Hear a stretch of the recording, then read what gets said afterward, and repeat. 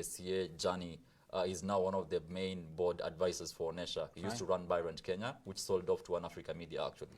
So he's one of the board members at Onesha, and he's been actually helping us since. And this is something you got through participating in the GSCA? Yes, yes, yes. Also, what GSCA does is, for the semi-finals, who are normally around 10 or 12, they give you mentors, and these mentors run businesses.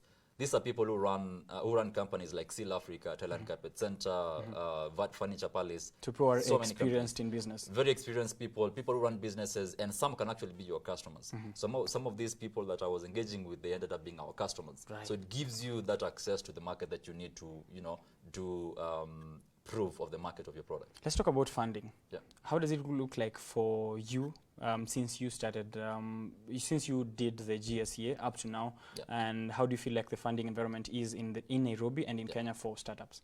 The funding environment, man, it's tough. Right. This is a very tough market to raise capital. I remember when we were trying to raise our very first seed round, it was very tough. We spoke to close to 70 people who were not even willing to put a dime in our business.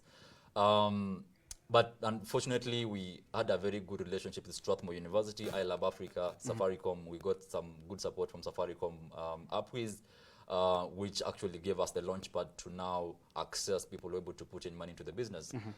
It took us close to 12 months to talk to businesses, and as we were closing off the fundraising round, we happened to come across a European group of investors who are willing to put in money to the business.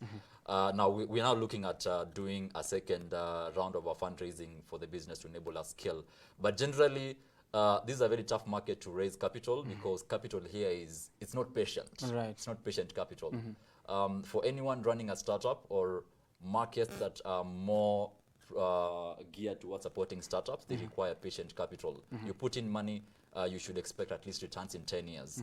Look at established markets, the US, Europe, partly Australia. These are markets that when someone puts in 10 million in your business, they at least expect maximum return in 10 years. Right. Here in Kenya, nilipe kesho. It becomes very difficult to raise capital.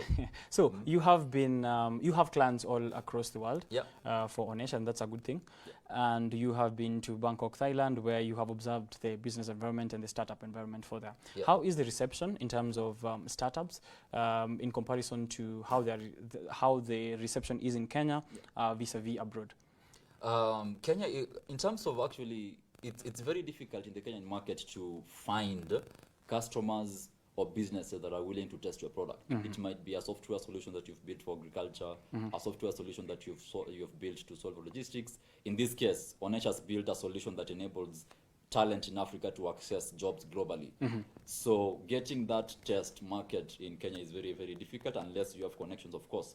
So initially, I think in the Kenyan market, what you need to actually have is not technology first. What you need to have initially is a solution that is geared towards solving the actual customer's problem.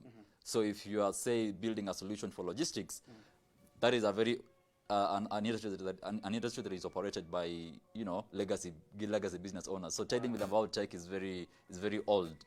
So this environment requires someone who has a clear understanding of the actual business, people who run these businesses, for you to get into that space. Compared to global markets, which is basically developed markets, the US, Europe, it's been very, very easy for us to actually have access to those markets, because once you have one customer in the US, you'll get 10 other customers.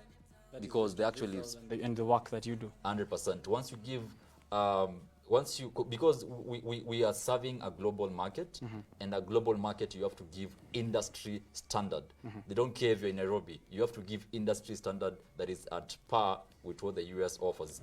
So once you give them maximum satisfaction, referral becomes actually 10x of what you actually get here in Kenya.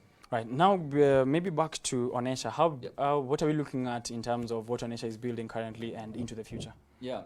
Currently, we are trying to automate most of our processes in terms of how businesses request tasks to us, be it software development, be it mobile app development, be it building up demand for their products and services through social media after COVID. We are looking at automating how these businesses plug into our system. An example is a business in the US might be looking to support a Kenyan designer. How do we make that connection seamless? a business in Mombasa or Kisumu might be looking for a pro videographer based in Nairobi. How do you connect them seamlessly using software?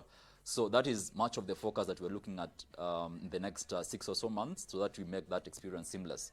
In terms of business, we are looking at increasing the talent pool that we have at Onesha in terms of a diversity of skill sets, so that we're able to serve multiple business categories. Now, for the creatives who want to come and join Onesha, how's the process looking like for them?